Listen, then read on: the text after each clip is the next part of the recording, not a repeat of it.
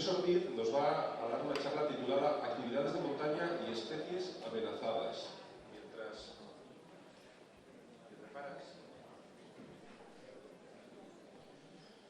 Mientras te preparas, Andrés, voy comentando que es doctor en biología, estudia el comportamiento y conservación de grandes carnívoros, concretamente osos y lobos, en la cordillera cantábrica y en Escandinavia. Y es miembro de varios grupos internacionales de expertos en oso y también de la Plataforma para la Defensa de la Cordillera Cantábrica, entre otros. Cuando quieras, Andrés, tienes 15 minutos. Cuando acabe el 3 tendremos el descanso de 25 minutos y seguiremos. Muchas gracias. Bueno, muchísimas gracias. En mi caso, especialmente agradezco a la organización el poder estar aquí porque surgió muy a última hora mi charla. Yo trabajo fuera y cuando vi el programa, la verdad es que me pareció que sería interesante poder divulgar algunos de los trabajos que hacemos tanto en Escandinavia como en la cordillera cantábrica sobre osos pardos. Así que, nuevamente, muchísimas gracias por haberme podido incluir en un programa tan denso.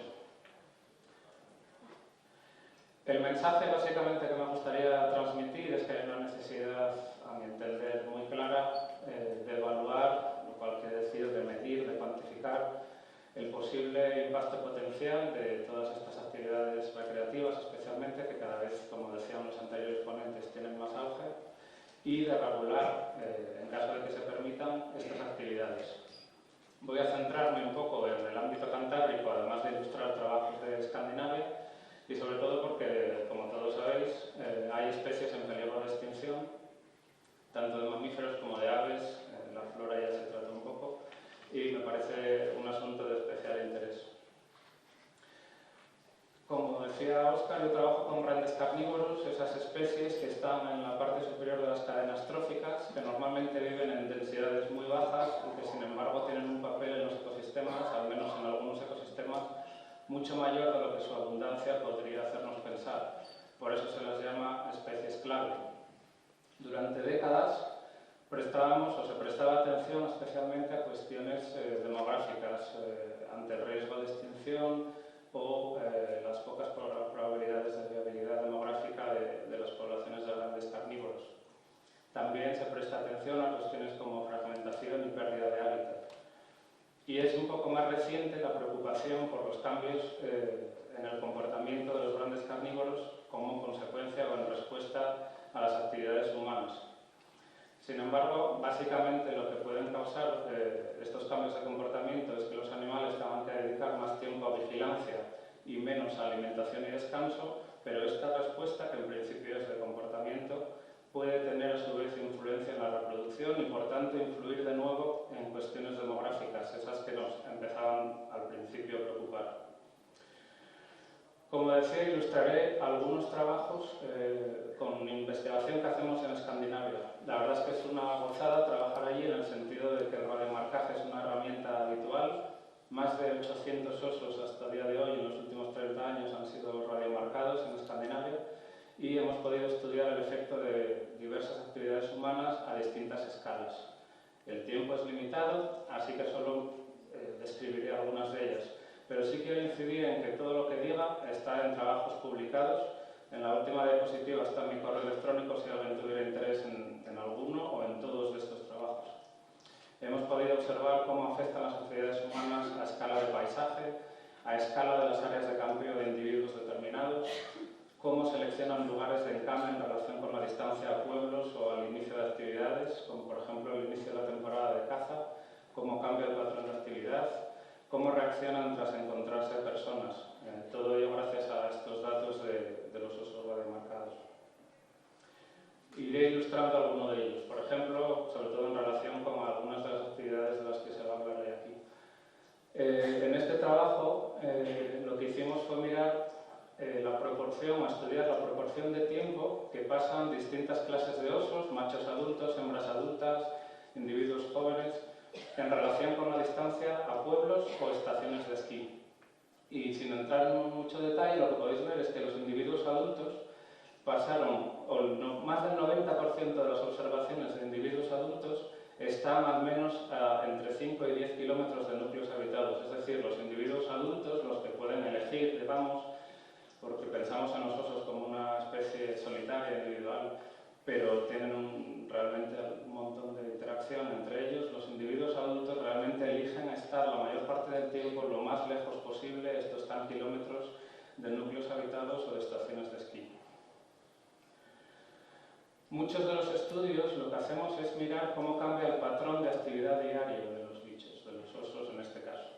Aquí veis las 24 horas del día. Y lo que está descrito en la bibliografía es que, por ejemplo, en Norteamérica o en las partes de Eurasia más remotas, donde no hay gente, los animales tienden a estar activos en las horas centrales del día y tienden a descansar un poco como nosotros en las horas crepusculares y nocturnas. Sin embargo, como una adaptación probablemente a los ambientes humanizados, en Europa, por ejemplo, en un ambiente tan humanizado como el nuestro, es al revés. Los osos, en este caso, los lobos, suelen estar activos durante parte de la noche al amanecer y suelen estar en sus encames durante la parte central del día. Como tenemos datos de los collares, queríamos ver cómo cambia este patrón cuando empiezan distintas actividades, por ejemplo, la caza. Este sería el patrón que describo, el habitual. La curva básicamente lo que nos dice es la distancia recorrida por los osos en las horas centrales del día es muy poca, porque es cuando están más inactivos, mientras que durante la noche y en las horas crepusculares están más activos. Miramos cómo cambia este patrón en las 2 semanas siguientes al inicio de la temporada de caza comparado con las 2 anteriores. Y lo que vemos es que este patrón se hace aún más pronunciado. Aumenta significativamente la distancia recorrida, la actividad de los osos en horas crepusculares y nocturnas y tiende a disminuir aún más en las horas centrales del día. Otra de las cuestiones que hicimos, un poco en respuesta a una demanda, digamos, que había en Escandinavia en este caso, la población de osos aumentó bastante en las últimas décadas, hoy día hay unos 3.000 osos y había gente que decía tal vez ahora es peligroso andar por el monte. Y lo que se hizo fue que varios de nosotros simulábamos ser pues, montañeros o gente que va a coger arándanos o setas y caminábamos por el monte en zonas donde sabíamos que estaban algunos de estos osos radiomarcados y lo que hicimos fue estudiar cuál era el tipo de reacción no solo hacia el hombre, sino cómo nuestra presencia influía en los animales radiomarcados en esa zona. Aquí tengo una pequeña animación. Negro. Somos los observadores, con un GPS, igual que el que tienen, digamos, los osos, en este caso está aquí, en su cuello, en su collar. Y lo que veis es una de estas... aquí veis cómo nos aproximamos. La idea es pasar a... tenemos una antena, sabemos dónde están los osos, a más de 50 metros, no se trata evidentemente de ponerle el pie encima, y cómo antes de llegar a esa intención, esos 50-100 metros que queremos, el oso ya detectó la presencia, huye. En negro veis como nosotros volvemos a donde se haya dejado el coche, y en rojo son los desplazamientos, no localización cada minuto en este caso, de ese oso. Esto puede parecer un poco anecdótico. Tiene sentido, evidentemente, que un animal salvaje escape de nuestra presencia. Pero quizá lo que es más interesante, le dejo hasta que acabe. Como veréis, cruza varias pistas, está todo lleno de pistas. Y al final, bueno, pues encamará en un nuevo sitio. Y ahí se para el vídeo.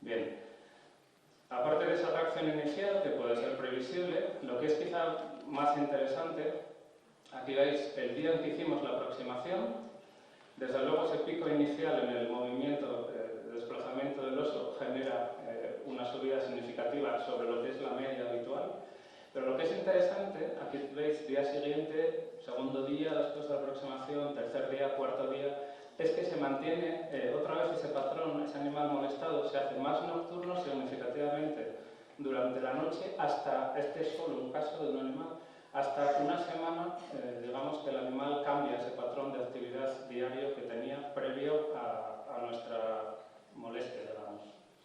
Si ponéis eso en contexto, por ejemplo, con las carreras de montaña, desde luego aquí es algo de lo que ni se habla. ¿Cuál puede ser la afección de las carreras de montaña sobre el comportamiento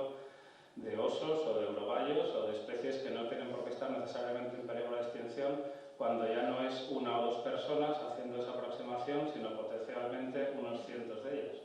A mí me llama la atención que no se discuta. En cualquier caso, como dije, el tiempo es limitado, ilustraba un par de trabajos, pero puedo afirmar, en función de todo lo que hemos publicado, que los osos rehuyen al hombre a cualquier escala temporal y espacial, y que el contacto con nosotros cambia tanto el uso del hábitat como sus movimientos y periodos óptimos de actividad.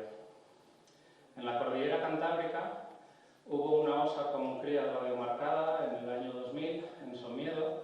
Evidentemente la cantidad de datos es mucho menor que en Escandinavia, pero pudimos ver que desde luego durante los fines de semana los desplazamientos eran mucho mayores, salía de la zona donde estaba más habitualmente y escogía durante los fines de semana, que coincide evidentemente con la llegada de más personas a Somiedo, escogía un hábitat más agreste, alejado de carreteras y pasaba más tiempo vigilando.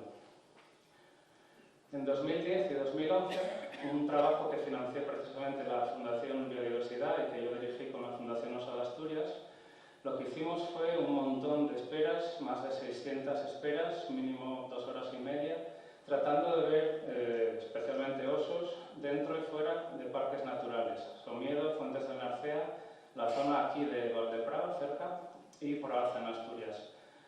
Y lo que tratamos de comprobar era si estos cambios, digamos, en el patrón de actividad de los osos se producían dentro y fuera de áreas protegidas en días normales de semana, digamos, y en fines de semana, cuando estas zonas atraen a la gente.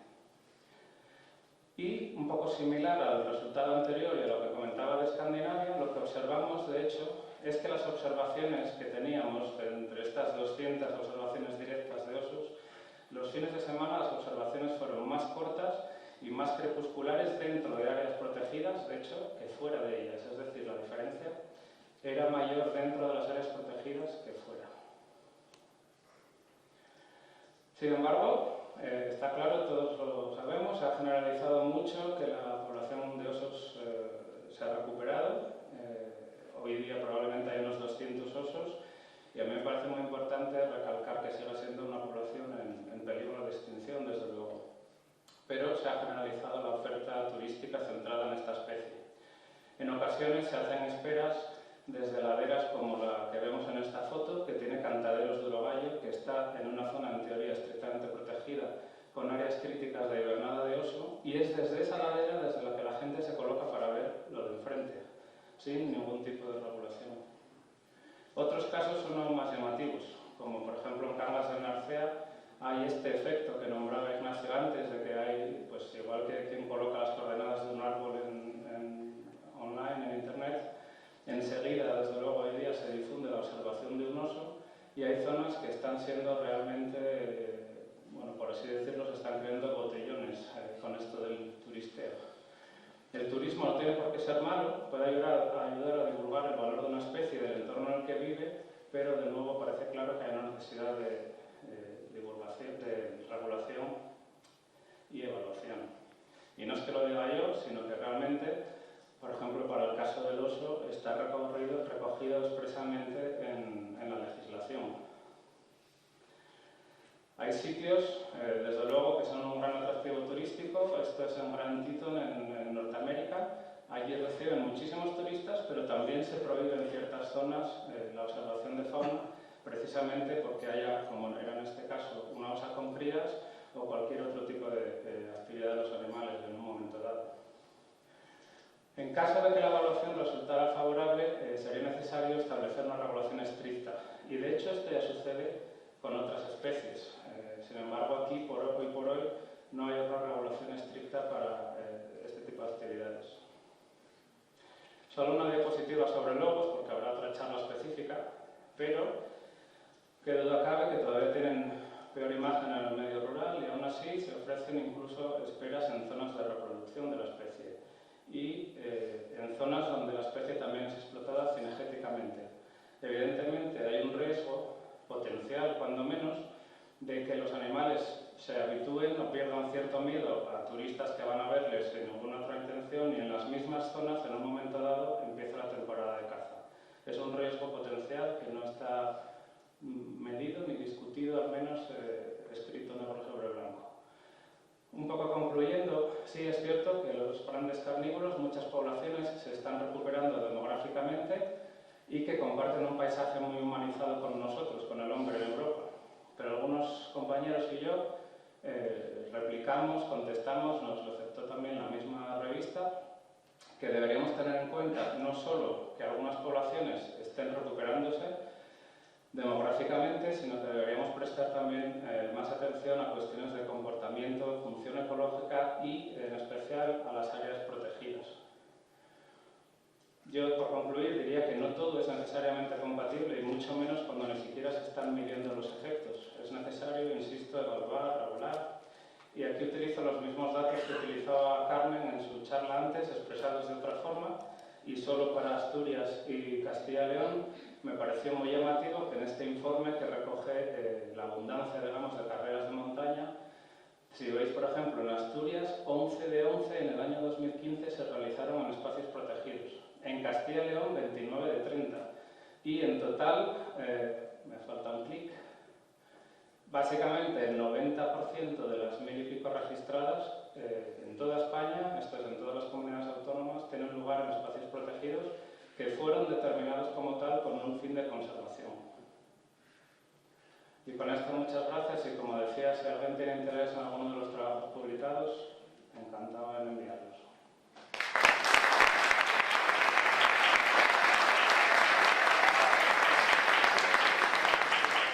Muchísimas gracias, Andrés.